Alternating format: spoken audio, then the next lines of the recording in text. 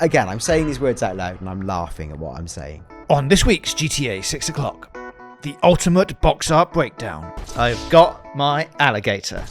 New story insights. So if you go, Jason and Lucia in GTA 6, people go, what? And trailer 3 tomorrow. Right. It's Australia for anyone thing. It's all here on this week's GTA 6 o'clock.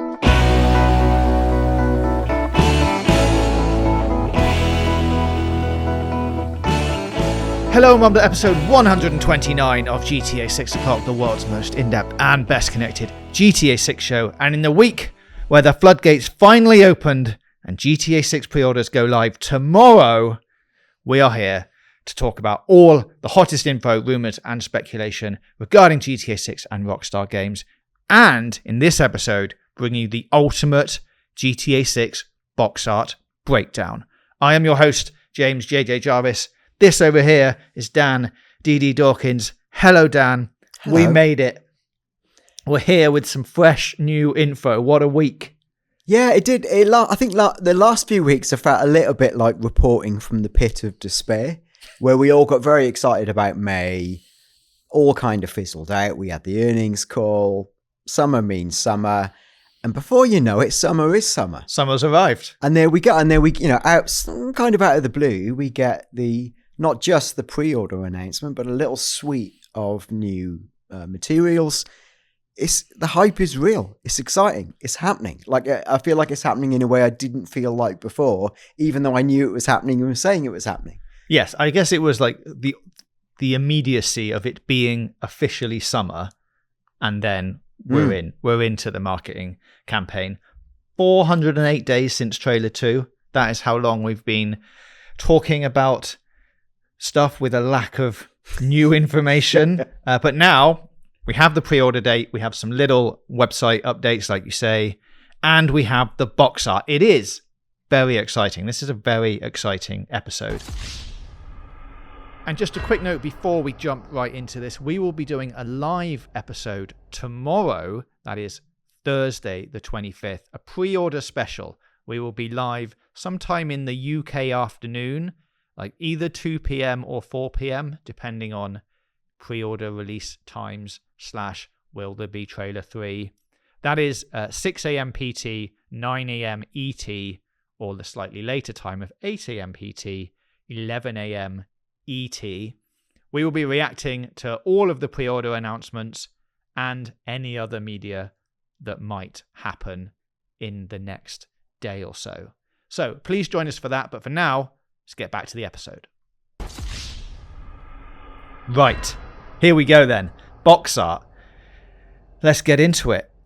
We're going to take this one panel at a time. But before we even get to the panels, we should start with the logo. Now, put your hype hat on, Dan, because the logo has been slightly updated. Yeah, I think if you hadn't pointed this out, I would have missed it. But actually, when you see them side by side, it is quite a pronounced difference. I mean, not night and day, but no. I think for people who are into this kind of thing, quite a big difference. Am I right to say the difference is largely about the outline of the VI text? Yes, it is now white.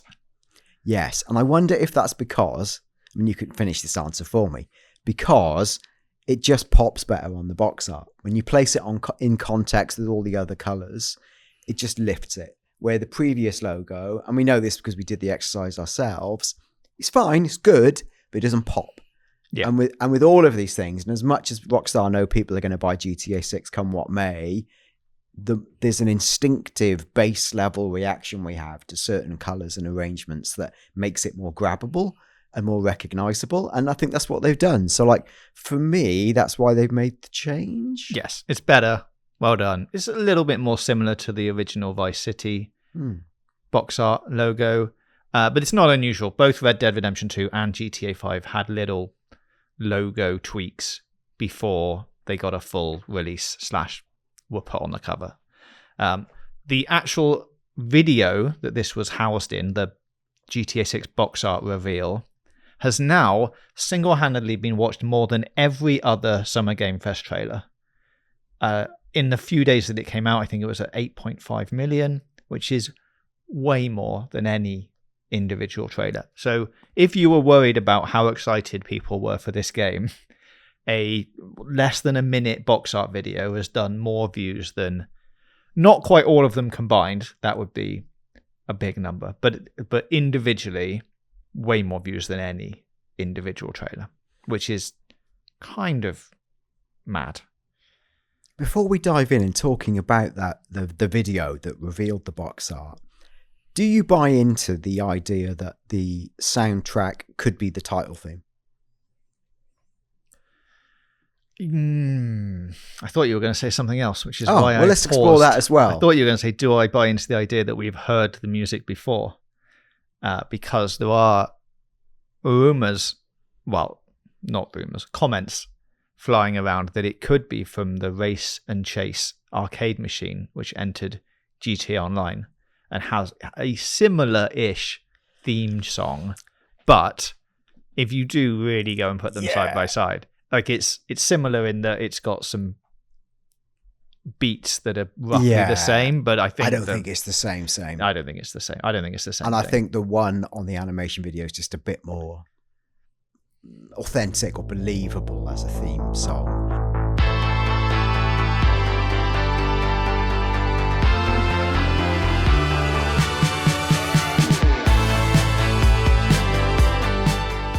I guess it's like ultimately unknowable, but it sounds to me like if it isn't that, they're on the right track. It definitely sounds like a GTA boot up music, the sort of thing that's going to burn into your brain, creates good vibes. I only mentioned it. I was interested because it seems like we can't really pin down who's created that track, but there was a guy, an Argentinian alt sort of R&B guy who didn't claim he wrote the theme song, but he posted with the animation of the video saying, "Thank you, Rockstar, for featuring my music in a game." So the way I'd looked at it was either he's some opportunist, which is possible, going, "Behold, it's this video and I'm pretending I'm something to do with it," or he's got a track that's not this one in the game, but he's sort of passing it off. Wasn't really sure. What I thought was funny was, like, as soon as this came up in my social feed, and I thought, oh, maybe it's worth investigating, I clicked on it, and I saw that artist was being followed by Jeff Keighley on the night of the reveal. Like the guy saying, I've made this music. So after that had happened, Jeff Keighley, or the Jeff Keighley account, to be more correct, probably, had followed this artist. I also briefly followed this artist, did a bit of digging, and then unfollowed this artist. And when I checked back the day after, Jeff Keighley had unfollowed this artist. So I wonder if that's just the human reaction of going, this is it, this is the winning lottery ticket. Or maybe it isn't. No, I'll unfollow it. Right. You're suggesting that everyone had done a bit of research and gone, yeah, maybe, but maybe not. So let's leave this for a while. I'm just saying, I think the Game Awards / Jeff Keighley account decided it wasn't worth pursuing as a follow, but definitely did for a brief moment in time. There was a time when there was this discussion of like, shall we get him to come to the Game Awards and spin some records? And then they went, well, maybe not. He might not be the right person. Yeah. So I guess the jury's still out on who that is, but that track to me sounds, it's in the ballpark. It makes me excited about Miami vibes for sure. Like it's bang on. Agreed. So we also made a box art cover around about 8 months ago. Yeah, I know, long time. We can put them side by side. Why not? We posted this on our X account as a expectation versus reality post. I think we were actually reasonably close. There's a few differences, but if you do, I think as you commented on our X account, if you do go back and watch that episode, some of the things that we ended up putting in these sections, like the crocodile, I did want to put in the middle. There was just not a good enough image of the crocodile to put in the middle because I don't, make art for Rockstar. But it turns out they've drawn a great one. Yeah, and I can't remember exactly. I think we got something like, you could argue maybe 5 out of, how many is it? 9 panels. Correct. I guess the curveball Rockstar threw is they put Jason and Lucia in one panel as a joint image where we'd separated them out But, and part of this, when we did this, it was partly tongue-in-cheek, but also partly based on the fact that there's a really clear science or framework to the way Rockstar do this, right? Which is why we were able to guess so much of it accurately, like always a helicopter top left, motorbike top right, all those things. But there was a comment where we said, we'd really like to put the alligator in the bottom middle panel. It's just this image isn't very good, and so we can't. So credit for us on that. There was something I argued that was definitely wrong. Let's move over and forget that ever happened. But I think that's a really good effort, and I say a special credit to James, because I think when you put this together, it was like, wow, are we really doing this? And it's quite accurate. So it's a really good guesstimation, if I must say so myself. Yes, even in the 8 months ago when we didn't have all of this new official artwork, it's we knew there was probably going to be a woman in the left-hand panel. We just didn't have someone to put in there. Like, we could have put one of the characters from the website in there. Yeah. But hindsight's a wonderful thing. So, but that's it. We couldn't put in the artwork of the woman no one had seen, but it's the equivalent of the LA girl or something. There's always someone who's not usually core part of the plot who appears on the pack shot, and we've got her, which I guess we'll jump into forthwith. Yes. Well, let's start, shall we? Top left of this box art, the helicopter shot. Always a helicopter in the top left. This, of course, in GTA 6 land is a Sea Sparrow. We've seen it in previous trailers before. Only this one now has like a side-mounted minigun on it, which is interesting, hinting at possible vehicle customization. Not all vehicles are going to be able to have side-mounted miniguns, but this one, maybe the Sea Sparrow now can have one. Not really much more to say about that. Some of the buildings in the background are inspired by like the 500 Brickell building, which is on like the edge of mainline Miami in real life. The other side of that building is then the islands and then Miami Beach, etc. Yeah. So we're like kind of on the coast of Miami here, looking towards those buildings. But yeah, it's a helicopter. Yeah, I agree. Not much more to say other than it's a helicopter. We thought it would be a helicopter. We didn't know which helicopter. It's this. The gun is notable. I very much enjoyed the social media spoof of someone zooming in and going, "Oh my God, it's CJ." Yes, I saw that too.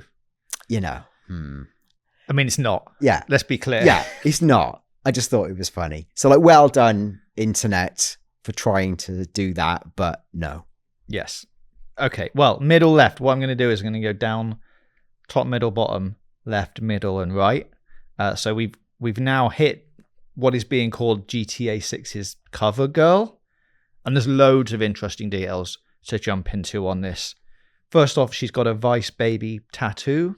Some people were calling her the Vice Baby girl as the unofficial name of. Are we calling her that now? Are we? I mean, that's what people have attempted to. Okay. We can join in the trend, or we can buck against it. I mean, let's see where we get to by the end of the show. I don't know how I feel about that. Right. She's holding a can of Thor seltzer, which is GTA versions of White Claw. White Claw, by the way, not really a thing in England anymore. Was a thing last summer. Was it? Yeah, I quite like a can of White Claw. It's really nice. Okay. Very refreshing, vodka-based water drink.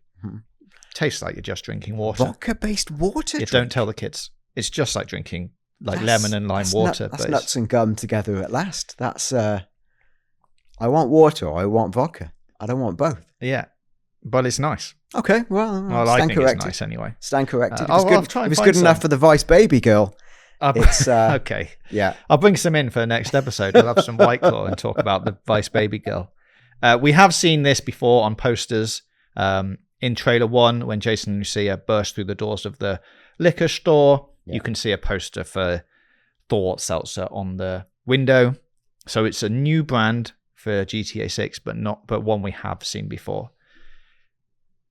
She's wearing a cropped Vice City Manatees jersey.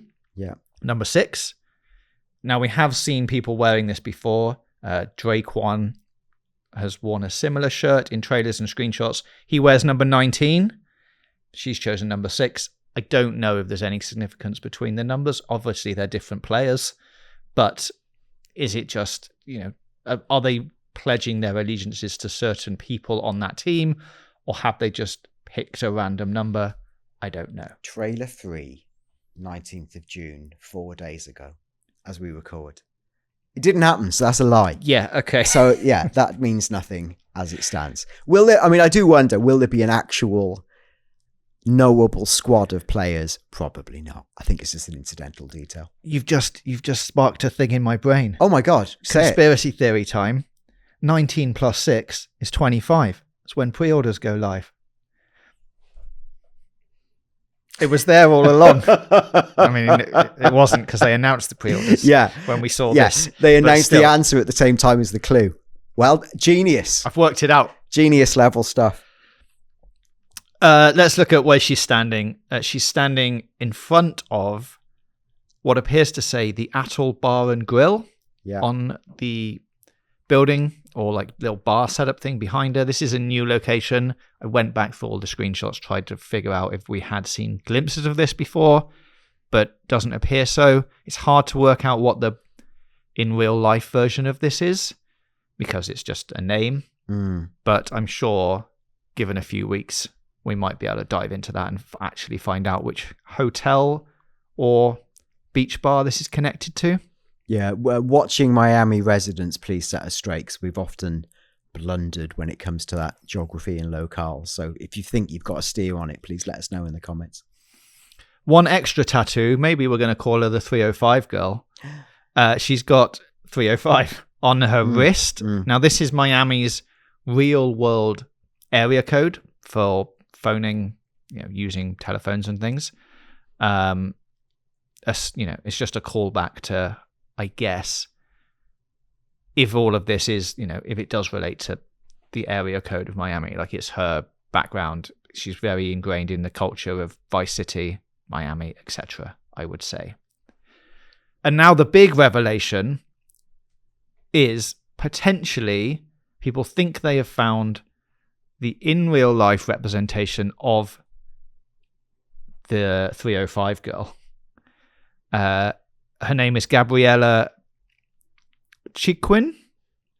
Yep. Okay. I couldn't correct you otherwise. So, all right. Yeah. She's a model and a DJ. Now, the pictures of her, if you put them side by side, you could point out quite a lot of similarities between the artwork and herself.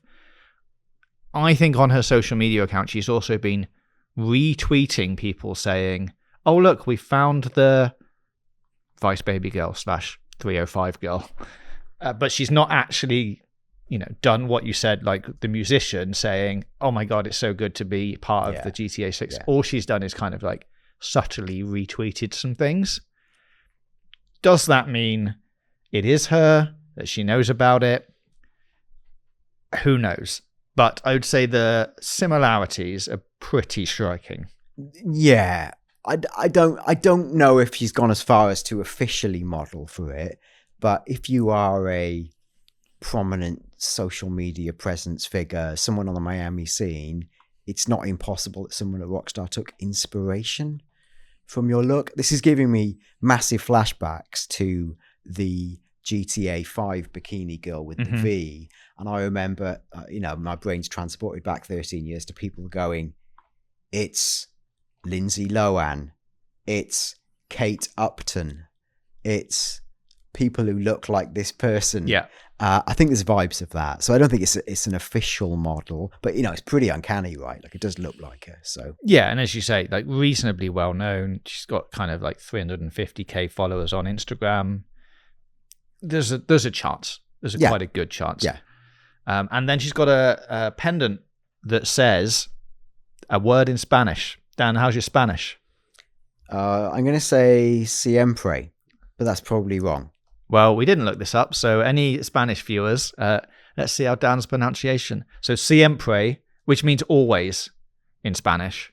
The spelling and the translation is correct. The pronunciation of that word may not be. Is she or this character going to play any part in the story? Probably not. Like if you look back at GTA 5's cover girl, etc., never saw them again in the game. They're just like a representation of what's about to unfold in the game world. Yeah. I mean, things could be different this time, but I would say it's unlikely she's going to play a prominent role. I almost did a Nico Bellic impression, but I stepped back from the brink when you said things will be different. We'll save that for the end of the show. All right. Okay, fine. If you can wait that long, Yeah, Dan's going to do his Nico I Bellic won't. impression. Well, maybe I will. Okay, right. Next panel, bottom left, supercar.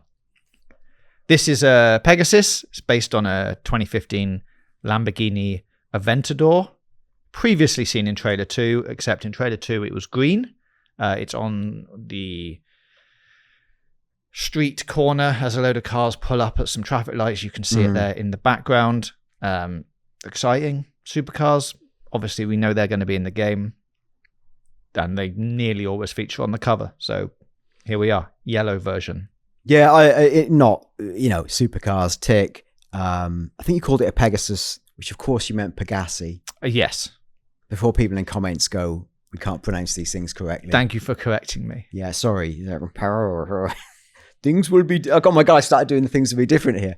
Let's not save that to If I say it, this is a Pegassi, then what will happen is someone will go back and the editor will re-edit that in, and no one will ever know. Boom. So, there we go. Now what will happen is they'll leave this bit in. Yeah, I know. And it'll just be us saying Pegassi quite a lot. We're caught red-handed. So, yeah, not really any big surprise in itself. Sports cars, yes. I can't see much else that feels like a give or a tell. It's just mood setting. Makes sense. What is good about this box art arrangement is that you do get some things that are like pretty well known, like the helicopter, like the Pegassi, and then you get other bits that we can dive a bit more into, like the Vice baby girl, and now this top middle shot of Jason and Lucia. Now, this artwork has been released separate to the box art image. It is labeled 03. Now, there were quite a few comments flying around that because it's labeled 03, this must mean that it's going to be the thumbnail image for trailer 3, because the other ones are named 01 and 02, which were used for trailer 1 and trailer 2. So logically, you would say 03 should be used for trailer 3. Now, I can believe that that could be the case. I can also believe that this is the third bit of art they've put out of Jason and Lucia, and what else are you going to call it? They're not going to call it Jason and Lucia 07 or 2. Jason and Lucia hugging. Like, it doesn't, like, numerically, it's the only way you can go is to call it 03. Yeah, I agree. Lucia and Jason pre-order? No. It's because it's not necessarily aligned like that, right? Of course. And no. It is the third of the Jason and Lucia artworks they've revealed. You could also point out, as you say previously, at the same time they put out the artworks, every time there's been an artwork, there's been a trailer, until there wasn't. Yes. And as we'll probably get onto, will there be a trailer in a matter of days? And will this artwork be used as the thumbnail for that trailer? I think let's get onto that, because that's an exciting bit of source to come. But yes, that could be the stream of logic that would take you to that. Yes, you could go down that stream. Yes. Float down that stream, yes, and come to that conclusion.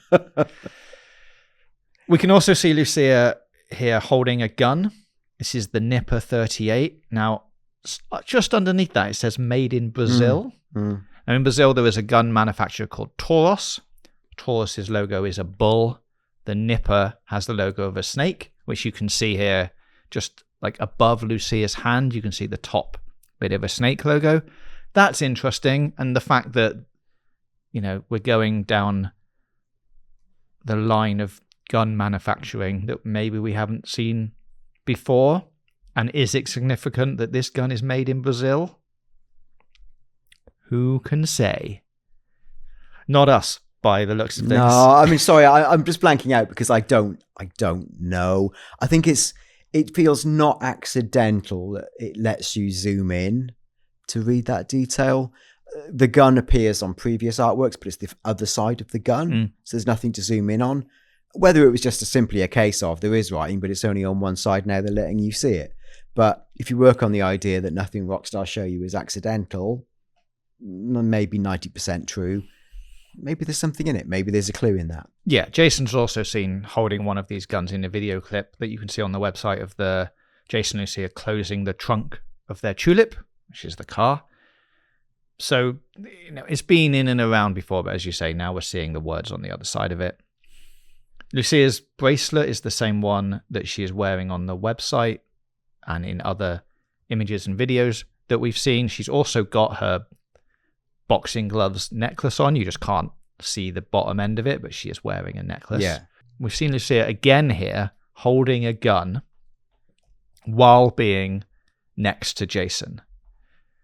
If you go back through the other images of Lucia and Jason together, from the website to the other artworks, she is nearly always holding a gun when she's with him. Jason is just, relaxing. There's one where they're sitting on a bed. Jason's relaxing. Lucia also relaxing, but also holding a gun. Now, she might just have a very personal, emotional attachment to the gun. She might just need it with her all the time, like, the equivalent of a teddy bear. But you could read into it a little bit deeper and say, is this a way of telling us which one of these characters is, the more aggressive, or the one that, actually is going to be the forward thinking one in this relationship? Like, she's the one going, we need guns, we need to go and do this stuff. He might be the one that's backing off a bit. There's definitely a sense of her like being the aggressor. Even if you go back to this Jason artwork 1, 2, 3, there's also a Jason and Lucia motel artwork where they're slouched on the bed. She is also holding a gun in that image. So read into that what you will, I guess. But I think it, to me, would suggest like maybe where their mindsets are at. Like, if you're going to need to be carrying a gun around all the time, like you're always on edge, you're always thinking that something might be about to happen, you're ready. Jason seems a little bit more relaxed. Let's see if that bears any truth when the game comes out. Yeah, like even going back to her character bio, I'm just trying to pick out the exact words so I'm not misquoting it. It says, Lucia is prepared to take matters into her own hands. And then it goes on to say, this is it. Fresh out of prison and ready to change the odds in her favour, Lucia's committed to her plan no matter what it takes.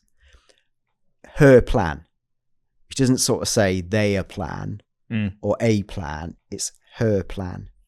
Where you get the Jason character bio, I think there's something that almost implies he sort of subordinated himself to her plan. Yeah, where he it's says something like, yeah, he wants an easy life. Things keep getting harder. It might be time to try something new. And then it says, it's like meeting Lucia is the best yeah, thing could that be the best ever thing to happen to him. Jason knows how he'd like it to turn out, but right now it's hard to tell.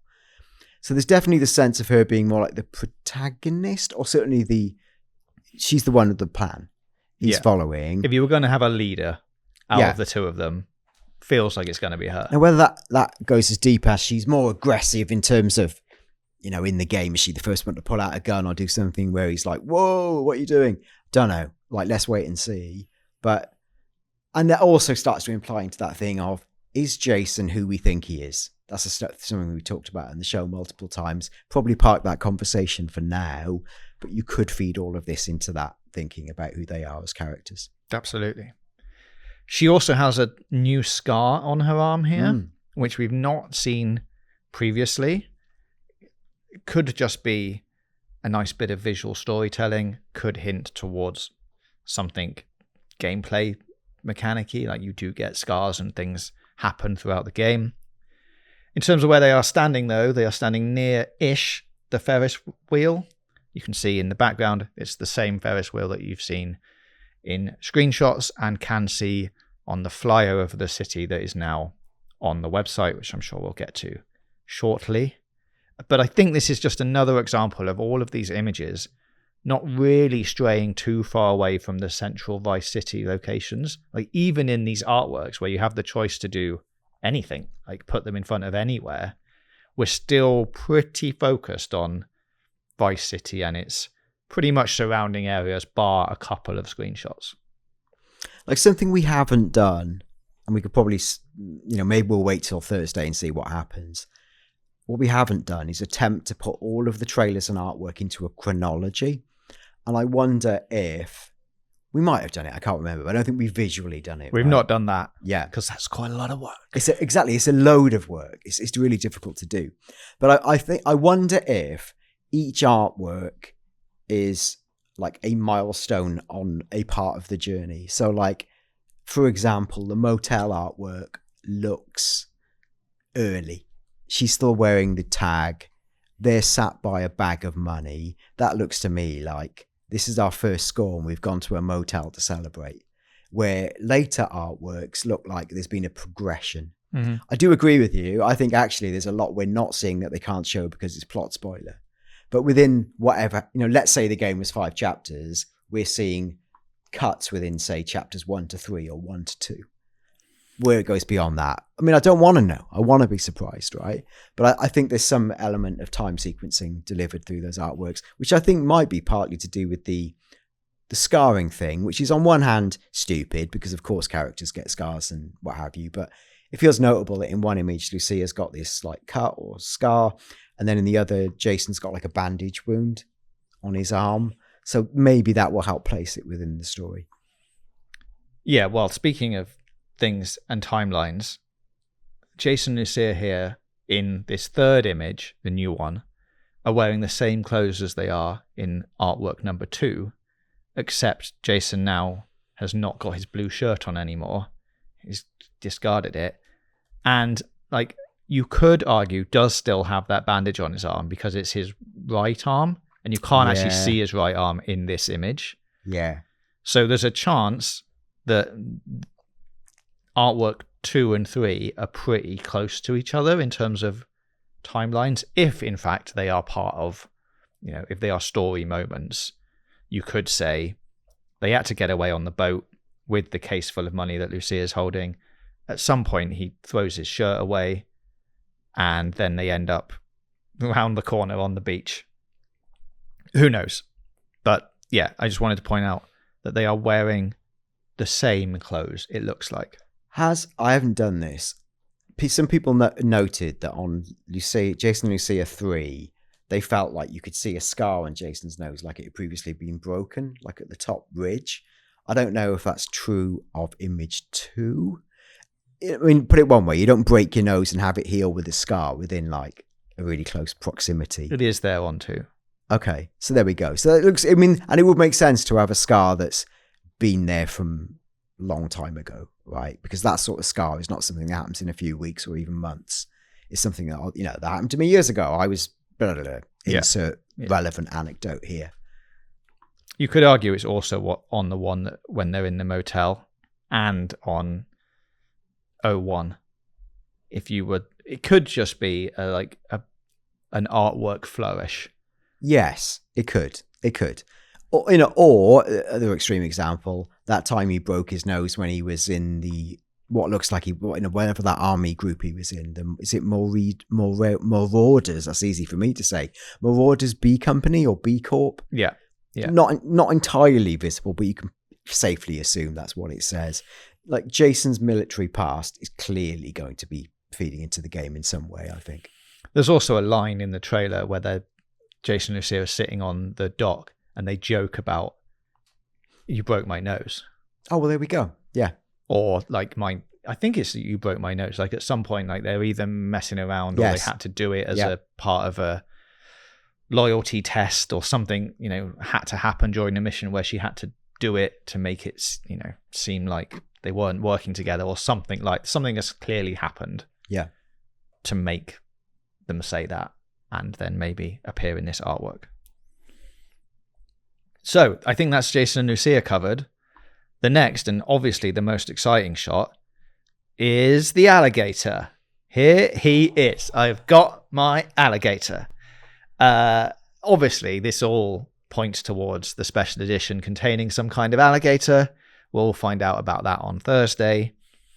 I'm quite high conviction on that now. I've deluded myself to the point that I'll be disappointed if it isn't in the special. Be honest with yourself. How likely do you think it is in the special edition?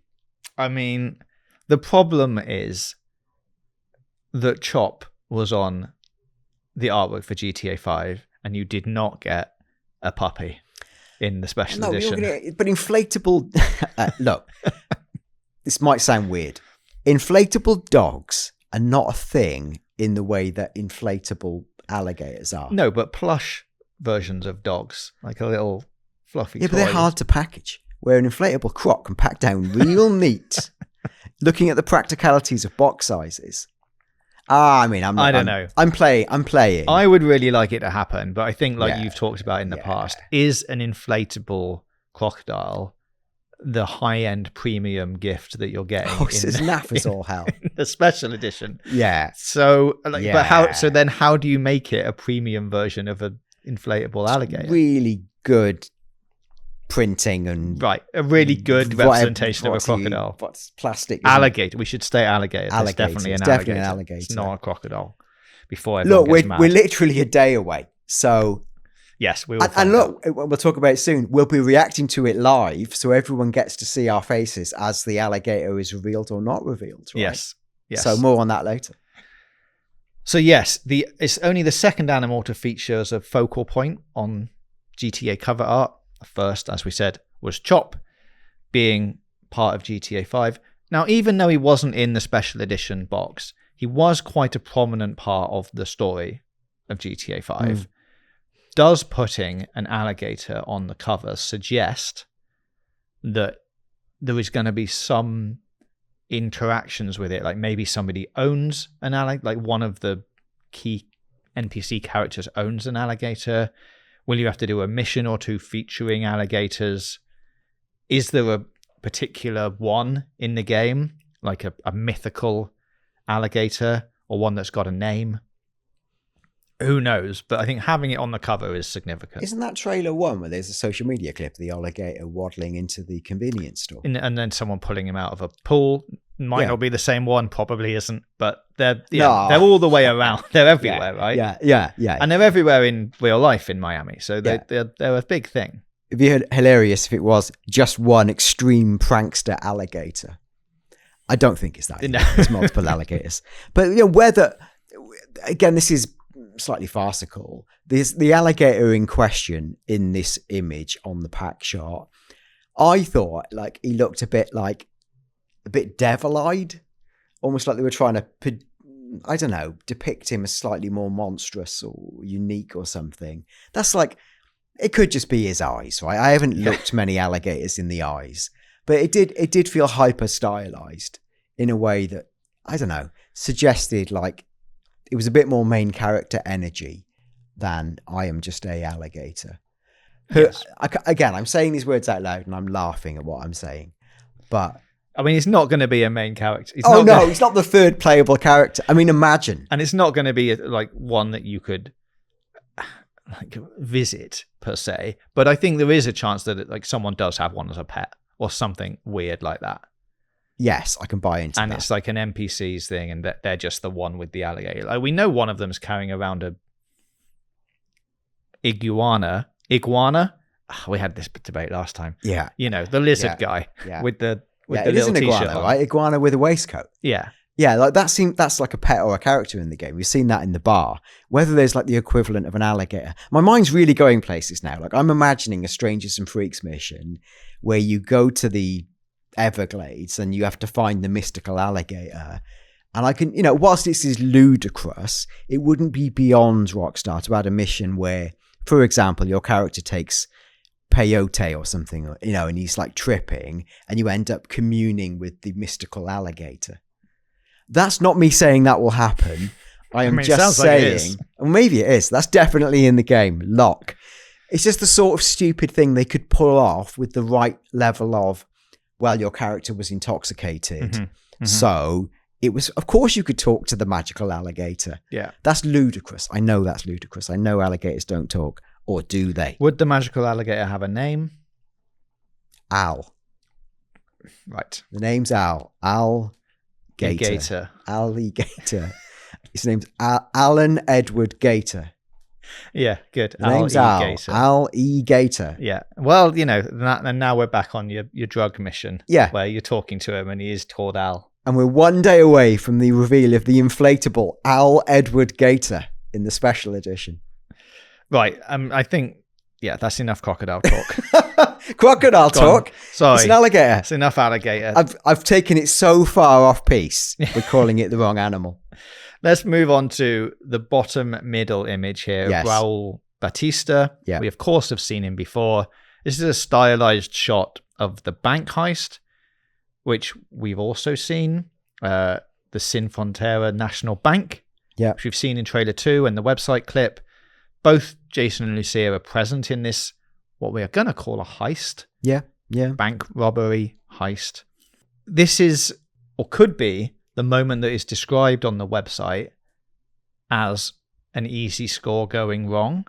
I can see them having a conversation with Raul and him going, it's just a simple bank job. You just go in, you hold it up, you get out, we get a load of money. It's fine.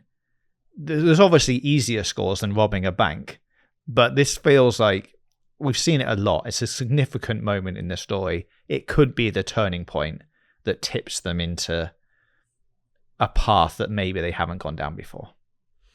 Note to self, if anyone tells me an easy score involves robbing a bank with an automatic machine gun, just pat me on the back and say maybe this is not the easy gig it first appears. I mean, that was my point. But, yes.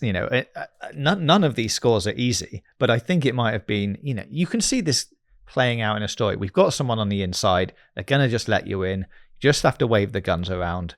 They're going to give you all the money. Get in, get out. There's no problems. It's easy. Yeah, for a seasoned bank robber like Raul Batista, right? But for me, dangerous. Yes. Yes. Fine. And he's holding a rifle here that has a sling on it. Yeah. Some suggestions that we could see people carrying weapons, much like you do in Red Dead when you can sling them over your shoulder and walk around with them on your back. I think that's entirely plausible. And then we haven't quite got onto Booby yet on the other side of the pack shot. I wanted to suggest that this, having them both on the pack shot, could suggest we're seeing two sides of an opposing story here, in that, well, it's all about, if you come to me, we're going to go rob places with guns and do proper, criminal activity. Yeah. Booby, we know, is still in the criminal empire, but it also has a lot of fronts to it. Like he's got a record label, a record studio. He's got the strip club. He's come from nothing and built up this empire himself. So he's like the epitome of, it is illegal, but I've worked for it. And Raul is more like, yeah, but we could just go rob this bank and get the same amount of money. And I think there might be a bit of duality there between Jason and Lucia's goals and what they want, and these two people pulling them in different directions. Yeah, I do want. I saw people speculating on this, saying, like, this is a bit crass, but like the Raul Batista character, he just looks like a baddie. He looks like someone who would double cross you, right? Because he's too smooth looking and looks a bit alpha bro, and it's too easy to say, oh, he's going to let you down. I wonder how true that will be, whether that's misdirection, or if he's just a baddie bank robber. That's who he is. He told you who he was. And maybe similar with Booby. Like, is he... There's all shades of grey with this. There's no one's like overt goodie or baddie, but I do wonder where they sit on the scale, like you're saying, and are they directly opposites of each other? Or are they all really pawns in a much bigger game? And we're going to talk about this in a second, but this phraseology of ending up in like a darker conspiracy that spans Leonida. Who's pulling the strings there? What is this conspiracy? Have we seen who's at the center of that yet? Or is it a hidden character? Or is it kind of someone hiding in plain sight? This is a bit of a Glass Onion, Knives Out style thing, where they'll show you the pack shot of all the characters, but you're guessing and going, oh, I didn't know it was X who was the baddie all along. Some misdirection. I don't know. I don't know if that's the case or not, but it would. I don't think Rockstar would just obviously go, look, I was actually going to give a terrible example. Look, it's Darth Vader, because he's secretly the goodie in the end, right? Right. It's the Emperor. See what you've done there. Look at the Emperor, right? I don't think they're going to do that. No, and I mean, there's so many different ways this could go. If they're robbing a bank, like, whose money are they actually stealing? Like, that is classic kind of gangster plot writing, isn't it? You've robbed a bank, no one gets hurt. Oh, you've accidentally stolen the mob's money, and now they're really pissed. Yeah, and that would be a great, easy thing to get moving. Or you've stolen money from, it's a character from a previous GTA game who's really significant, who's brought along these people, and they're involved with this gang. And this is the premise of like any of the good HBO box sets. If you watch Ozark, for example, there's a lot of that was the wrong person to mess with. And now Fiddlety D, you're in trouble with the cartel. Yeah. Let's wait and see. Yeah. The cartel actually would be a really good line into the stuff we've talked about. It's not just about Miami. It's about who's intersecting with Miami. And is the map bigger than we think it is? Again, different conversation. Okay, 3 panels to go. Top right is classic motorbike shot. Now, this is the Alvino V1, previously featured in the screenshot with Jason, except his bike was green. The police car in the background is a Bravado Buffalo, which is now in GTA Online. Wasn't obviously from the beginning, but now it's the cars that you can see driving around GTA Online. The interesting bit here is what the guy is wearing, correct? Yeah, he's got his belt says like DS in a quite stylish way, which is short for Didier Sachs, which is the upscale menswear brand we might remember from GTA 5, as I remember. I think I remember taking my Michael into Didier Sachs to bling him up, or those sorts of characters. And so we've seen the brand before, and I'd forgotten this until I just read your notes. It says Trevor's underwear. Is this right? Tennis coach Kyle's underwear. So is that both of their underwears had Didier Sachs? Yeah, Trevor's is just white, some white Y-fronts.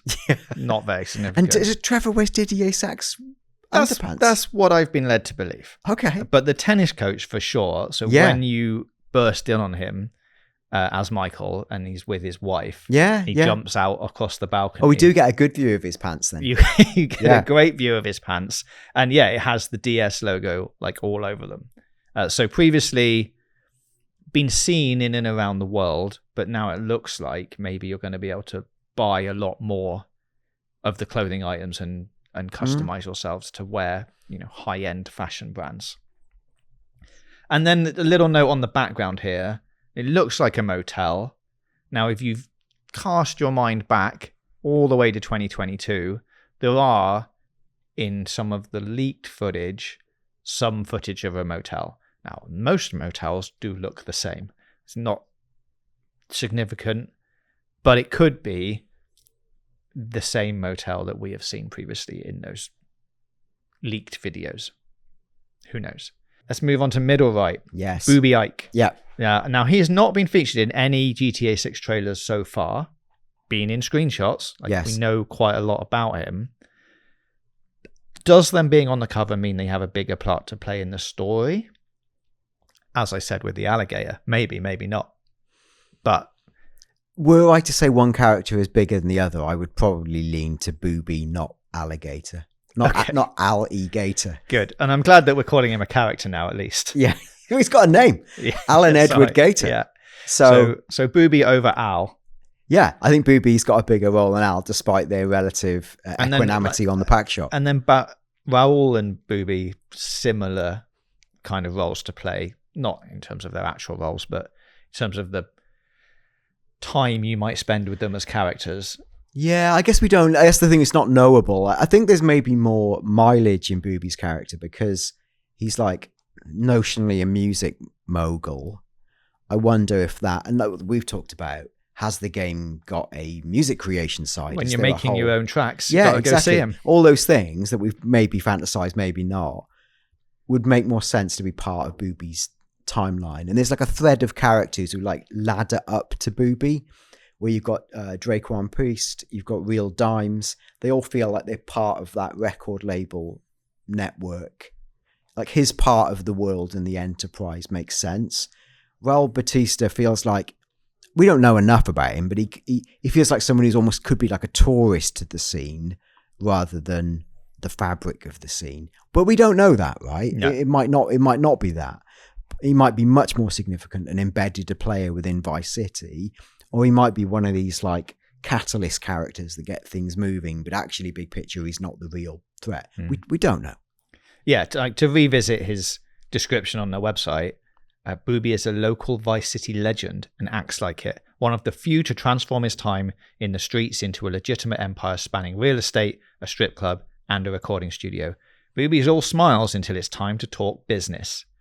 He might seem like he's just out for himself, but his partnership with the young, aspiring music mogul Joey Kwan for Only Raw Records that he's most invested in. Now they just need a hit. And as we've talked about previously, we expect that hit to come from Real Dimes, or at least they try to have the hit with Real Dimes. Yeah. Who are, the music group that we've seen in the video. They're also on some of the Instagram clips. Yeah. The other interesting bit here is he's nearly always shown wearing this red jacket.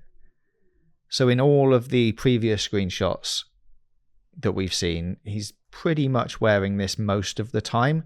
Clearly has some significance to him, but it could be like a visual trait that makes him quite easy to identify as we go through the game. Yeah, I wonder if that's to give him an element of like cartoon character, villain type thing. What I did notice is the artwork zooms in on his rings. One of the rings looks, and this might be deliberate or not, it looks quite a bit like, almost like that kind of like cryptocurrency that was really popular. I should have done my research on this. I mean, there's loads of them. Yeah, Which one do you want? The monkey one, the really popular meme coin that I forget. But I just wonder if it's some sort of nod to the crypto community, is what I'm saying before I embarrass myself any further. All right. Well, while you keep thinking about monkey crypto, let's move on to the last image in the bottom right, the speedboat, traditional speedboat. This one is based on the Cigarette 38 Top Gun. That's the real name, the real world equivalent of this boat. It's got Clarion written on the side. Yes. It's the same model of boat from Trailer 1 because that also has the same name written on the side of it. And above the boat, we see, shout out to the flamingo, the first bird to be on the cover of GTA, be on a GTA cover.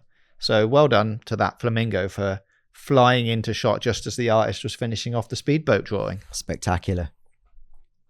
And I think that pretty much goes through all 9 panels there. We've covered music at the beginning, great music, not similar to, kind of similar to Vice City Lights, but not enough. Obviously, then this video ends with pre-orders live June 25th, which, as you're listening to this show, is tomorrow. Someone very helpfully made us a lovely image. I thought this is brilliant. And tweeted it at us. This is Brian K on X, who says, fellas, I can finally see it, and has shared, we'll put it on screen, the GTA 6 box with a lovely mug and an inflatable alligator. When did you let him into your house? Oh, well, I just had to send him a few sample images. And you must have done a tidy up before you let him in. It's very, very clean. Yeah. I will say in that image, the crocodile, it looks pretty naff, but that's how not premium enough for you. Yeah, that's how he rolls.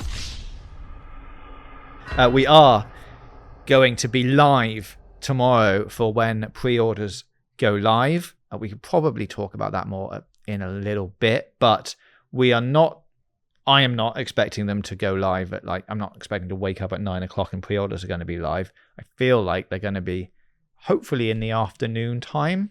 Yeah, and we're on the UK time zone. Yes. Right, to be really clear. And I saw people sharing maps of, what's the first place in the world to be to be June the 25th, right? It's Australia for anyone thinking. And it's Australia. And do I think they're going to launch it the minute Australia flips the clock? No.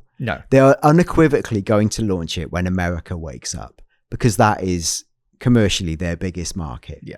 As a worldwide. Globally, right? Yeah. So I think that it has to be during good hours for the US, which will broadly be, and this is the same time they release all of their comms, probably between, and we're talking UK hours here, 2 p.m. BST to around about 5 p.m. BST. That's our guesstimate. And it's usually within that window that they do social media comms. Now, for the US market, I might get this really blunderingly wrong, it's kind of like West Coast wake up time, isn't it? Like between sort of 8 a.m. to 11 a.m. ish. Is Doing that it for right? you, Dan. Do it for me now to save me even further embarrassment. So if we are 2 p.m. UK, we are 6 a.m. PT, 9 a.m. ET. Yeah. If we're going a bit more 4 p.m.-ish, we're 8 a.m. PT, 11 a.m. ET. That feels better. Now, I think Red Dead 2 pre-orders went live at 4:30 UK, which would be 8:30 PT, 11:30 ET, give or take a few minutes. Now, that does give people on like the PT time zone, if you were a retailer, half an hour to prepare yourself. Yes. Because pre-orders are going live today. ET, their shop's open, they're ready. Obviously, it's going to be a very digital heavy pre-order campaign, but there's definitely physical things and people will be going into shops wanting to pre-order the game. This gives everyone that kind of chance to get prepared. I'm not against it being 2 p.m., which means it's, East Coast 9, so the shops immediately open and then can start taking pre-orders when people walk in. It would make that shopping experience between 9 and 11 difficult if people are going in going, it's the 25th, I want to pre-order GTA 6. And they're like, well, you can't yet because we haven't been given the okay, come back in 2 hours. But I'm sure they'll navigate it. Yeah, like I wrote about this on the newsletter last week, gamesradar.com/newsletter. Please do sign up. For like the emphasis has changed over the years. So when they launched GTA 5 pre-orders, it's amusing to read it back because you forget that the world then was actually physical and bricks and mortar first. And they included online shopping links, almost like an addendum. And it was almost like, of course, we're all going to buy it from the shop. But for those of you who like to use online, I can't remember the exact wording. We can, find it, put it on screen. You crazy new kids. Yeah, your technology. It was like, here's some shopping links. Would you want to buy it online? We're now in a completely different place where I would say digital is definitely going to take precedence, which is what makes me think actually they will go where more people are awake to be on the internet to do things. So I imagine they're thinking much less about when stores are open, not completely ignoring it, but like less about that and more about when are people online, when do we have their attention, can our website and all the places you can pre-order it handle the volume of incoming traffic. That's the challenge, really. Yeah.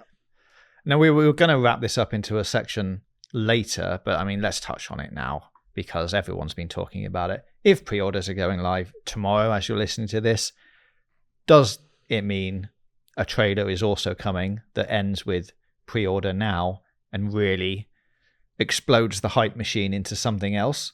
There is a chance.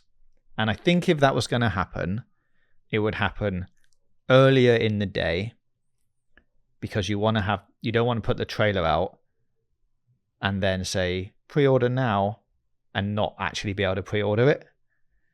So you were then shifting the time zones, but you have to give that trailer enough room to breathe and let people see it. So I would say, cards on the table, if there was going to be a trailer tomorrow on Thursday, it's probably going to be around 2 p.m. UK, which is 6 a.m. PT, 9 a.m. ET. If that doesn't happen, I don't think we're getting a trailer. And I think pre-orders will just go live slightly later for everybody, a couple of hours later, like the same way they did Red Dead. So like you say, once everyone is awake and online and ready to spend their money, you're looking at more 4, 8, 11, like those kind of time zones. Whatever happens, if there's a trailer at 2 p.m., we will be live on the channel at 2 p.m, reacting to the trailer and potentially pre-order announcements at the same time. If there's no trailer, we'll be live a bit later, about 4. Yeah. And we'll then discuss all of the pre-order goodness. You'll see me getting excited about crocodiles and trying to buy the collector's edition that has one. Like it's a couple of things to pull out here. One is that, like, do I actually think they're going to do trailer 3 and pre-orders all at once? Like, historically, they haven't. No. For GTA 5 and I think for Red Dead, they just launched pre-orders with essentially like a newswire link. And the content meat of that was, behold the special editions. And that's a sufficiently big talking point to not dilute it with, for example, a giant new trailer. I totally buy the rationale of new trailer, everyone loses their mind, the call to action is pre-order now. But they don't need to. Don't forget about the 03 artwork. Well, okay. But what I wonder if, like, I don't know what you think. Like, I don't think they have to put them side by side. And I don't think necessarily having a trailer 3 makes that huge an impact whether people are going to turn up and pre-order or not. I already feel deeply convinced that the world's going to stop while everyone tries to pre-order the game, irrespective of a new trailer. What I do think the risk is, if you put out trailer 3 and the pre-orders all at once, you dilute the talking points. Where on one hand, people are wanting to talk about what's in the special editions and what are they. On the other, I want to analyze the trailer and do this. And there's a danger that the clarity of the message gets lost in the two things. You could argue it that way, right? I mean, I would unfortunately agree. I think the impact of all of the pre-order editions, probably 3, standard, deluxe, special, whatever they want to call those different things, but they'll be like basic, slightly above basic with some bells and whistles, and then collector's edition with all the things. I think that's enough. There's been a lot of talk that, the Red Dead 2 trailer 3 was released days after the box art reveal. So, like, you can make all of these stars align if you want to. Yes. But I think trailer 3 isn't far away. Oh, I agree. I think what will happen is we'll get pre-orders and then quite quickly get trailer 3 within the next, let's say, few weeks. Yes.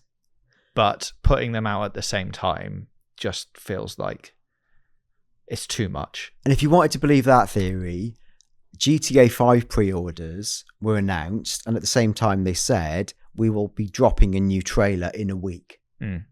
I could see a scenario where that happens, where we get pre-orders this Thursday. The talking points are all the special editions, the, alligator and all those things, right? That all happens. And then there's a date put in the diary to come back next week for the trailer. Now, to go fully tropic conspiracy theory here, I wonder, assuming this Thursday they're going to announce all the different special editions and product mix things, the big elephant in the room is, how much are we going to pay, right? How much is this game going to cost? There have been, I don't know if they're leaks, there's a lot of people who are analysing various retailers around the world. There's a European retailer who's gone out and put pricing for a game that's due out on November the 19th. There's only one game in the world coming out November the 19th, right? That has 5 different SKUs according to this retailer, with a pricing band from 89.99 euros to 200 euros. If that was GTA, and given the way things normally convert, that implies that the base level version of GTA 6 is going to cost £79.99 or $79.99, i.e. $10 more than you would pay for Wolverine, right? Marvel's Wolverine. $10 more than you pay for any game. It means Rockstar then would have lifted moved the Overton window, changed the pricing dynamic of all of video games. If they do that, as excited as people are going to be and they're going to buy the game anyway, could you see there being some kind of massive backlash? Personally, no. You think the entire world's going to suck it up without comment? I mean, there's comments. There's always going to be comments, but I don't think it's going to be significant to them. Like, it's more money, but maybe it's because we're too ingrained in the following of GTA, but I don't feel like it would be unexpected. Like, people know this game is huge, maybe one of the biggest things ever. I think they'd just be like, oh, it's $79.99.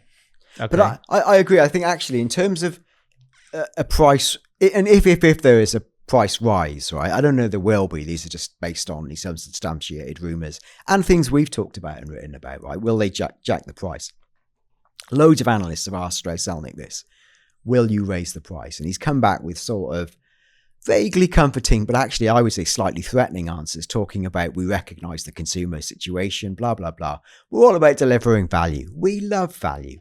And value is the most nebulous of all concepts because you can get value from a, I don't know, $20,000 car, right? It's $20,000, but you might think it's value. Like, it's not about price. It's about how you feel about it. With GTA 6, I think it's very legit to go, they could increase the price and it's great value. Of course they could. I don't think at all at a $10 increase would affect the amount of pre-orders they got. I think it would just do the same amount of pre-orders it was going to do, but make them $10 more every time. Yeah. And given that they're predicted to sell anywhere between 30 to 45 million copies, right, in the first few months, that $10 is worth up to $500 million, right? That's massive. And if you thought, maybe I was framing it this way because it makes you sound like a supervillain, but if you thought you could make $500 million just by raising the price by $10, you would at least consider it. Very much so. Yes. You would consider it. Yeah. And what I think will happen is, if and when the price is jacked up, there's going to be all kinds of people throwing their toys out of the pram, but purely affectationally. But I think it's going to break all pre-order records. Yeah, no one's going, it's £10 more, I'm not buying it. Yeah, they're going to buy it whilst complaining. Yeah. Is what I think will happen. I mean, but that's basically what you do with everything, isn't it?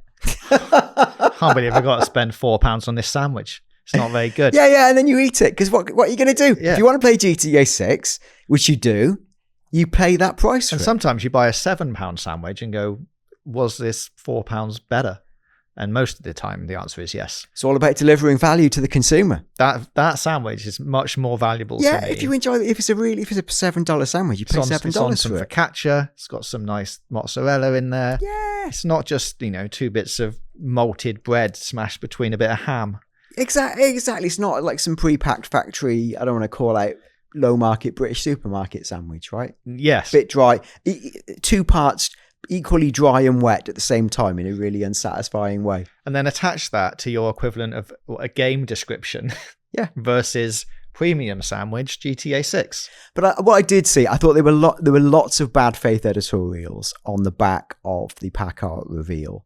I'm going to call them out. Like Polygon wrote a piece saying, this is the really disappointing pack art reveal.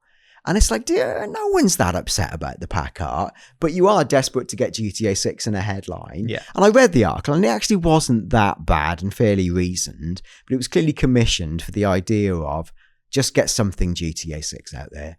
And you can, if they're doing that about the pack art, Oh, yeah. what are they going to do about a $10 price rise? Well, it's very much let's stir the pot, because it's not like, let's say this is the best reveal ever. It's like, say it's bad. And we'll get some people coming to it going, I can't believe you've said it's bad. I love it. It's classic rage baiting. So join us live this Thursday as we have that uncovered, right? So once we've reacted, the thrill of the alligator has subsided, we can sanely debate, what does this price rise mean? It's a price rise that potentially changes the game for all time for all video games. It sets a new barometer for what people can charge. Brackets, not every game is GTA 6. Most people wouldn't get away with it. Yeah. And I mean, really, it's just for the standard edition as well, right? Because there are, even on those listings, they're listing like the collector's edition at £200, £199.99. That is not, it's cheaper than some of the collector's editions that are around right now. Like the Death Stranding 2 on the beach one, you buy that from the PlayStation store, it's 220 quid. So it's not like that price isn't that, it's nowhere, it's not more expensive than other collector's editions. Just depends which version of the collector's edition you want to buy, right? And how much you really want to spend on it. But there are ones out there that are a significant amount of money. Yeah, a significant amount of money more. So we're just talking about base game, really. I'm just going to call a result out here because I thought this was remarkable. I did a poll on the GTA newsletter this week for how a GTA 6 o'clock newsletter readers hoping to pre-order GTA 6, and I gave them a choice of like basically 3 SKUs. I said like standard edition, special edition, ultimate edition, and then like a choice between standard, digital, or physical, and a like some sort of form of new subscription service. What do you think most people ticked? They're not taking subscription, probably just standard edition. Well, I thought that 45% of GTA 6 o'clock newsletter readers said they're going to buy the ultimate edition. So whatever the equivalent. Well of done, the fans. No, but it shows it's so. We're all getting the alligator. Yeah, we're all in, right? Yeah. And I thought that was pretty staggering because I thought it would be special edition, but the split was like 20% each special edition.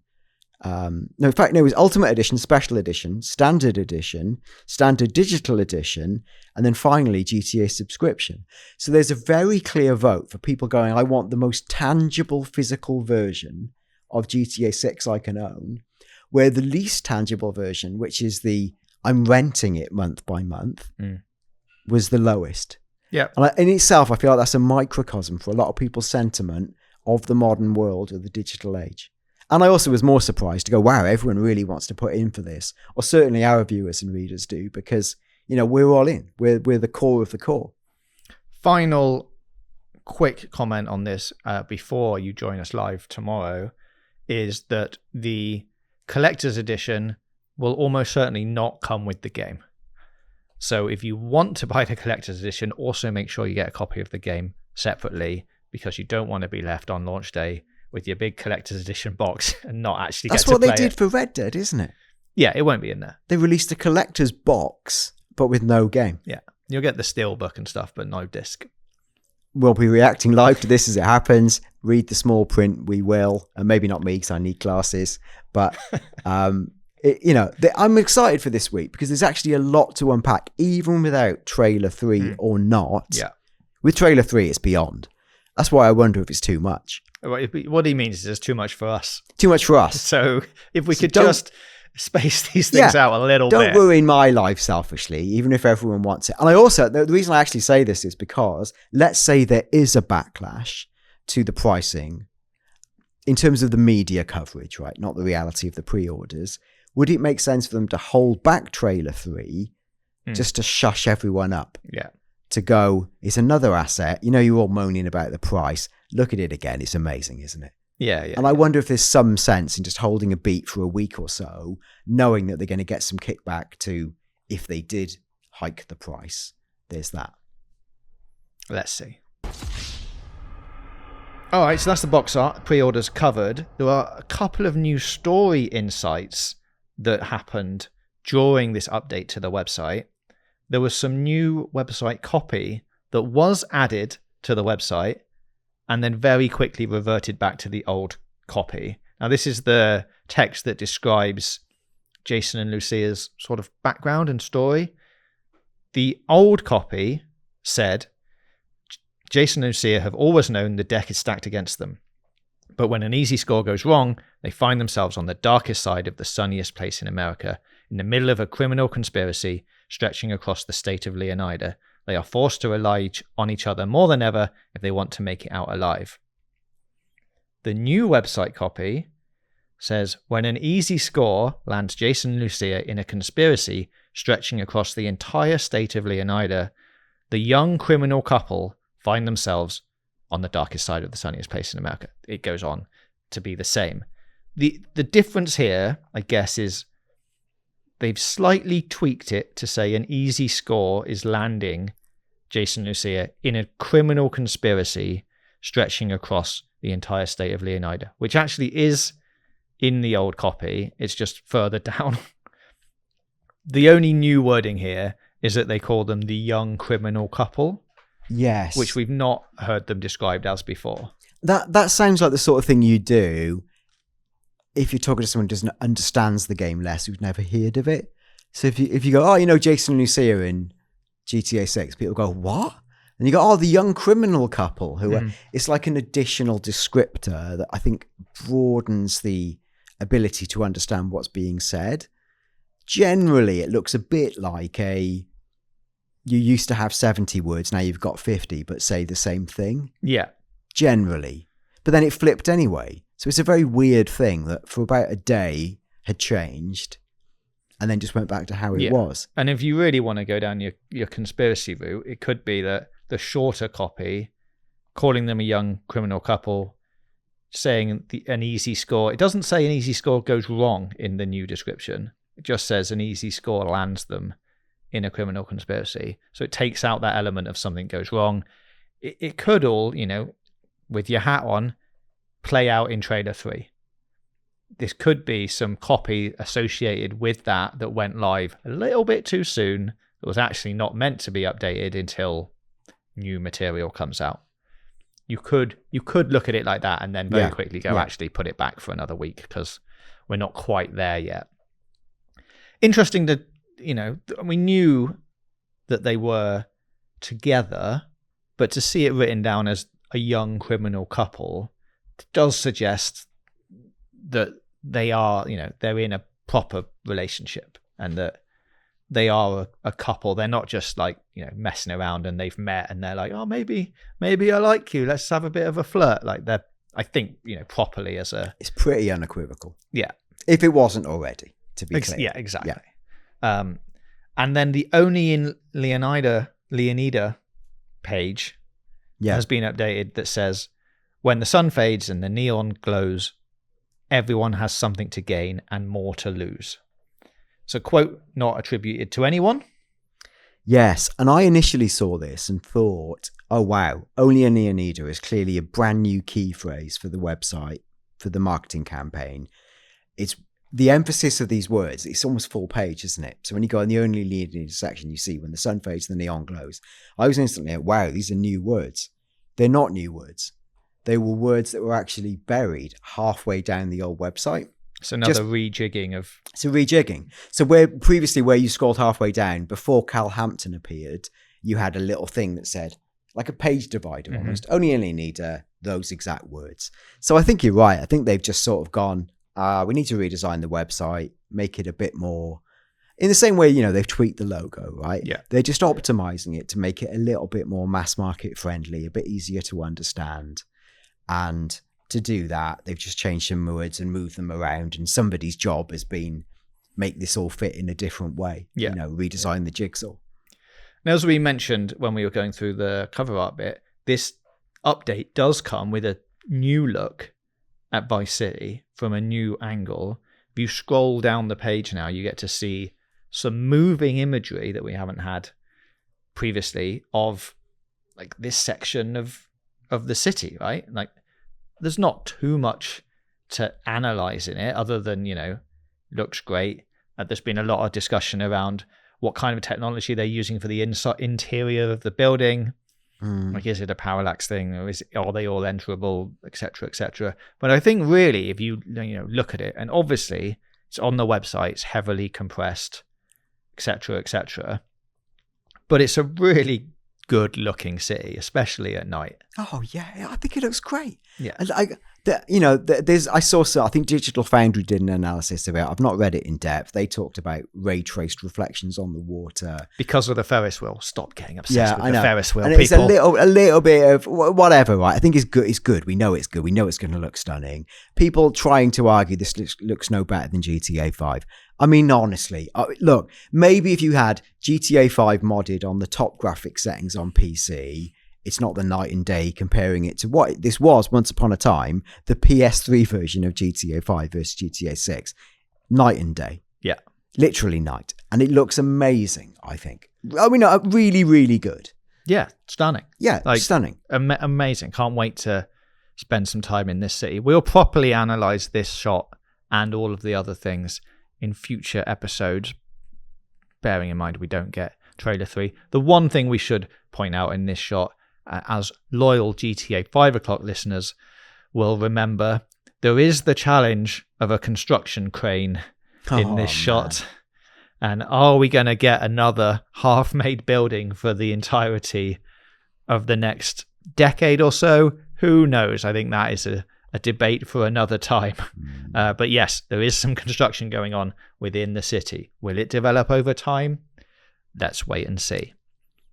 So, as we say, we'll be back tomorrow for a live episode of GTA 6 o'clock. If you have any thoughts or comments about today's episode, put them down below. If you're watching on YouTube, if you're listening on Spotify or Apple Podcasts, there's a video version of this show. Just pop over to YouTube, type in GTA 6 o'clock, and you will find it. You can follow us on social at GTAV o'clock. That's it. Yeah. And you can email us gtavio'clock@gmail.com. Plus, you can sign up for the GTA 6 o'clock newsletter by going to gamesradar.com/newsletter. Click on the GTA 6 one. It's going to be a big week this week. As we say, definitely pre-order chat, possible new trailer chat. All that being said, hit subscribe and join us tomorrow and then next week for another episode of GTA 6 o'clock.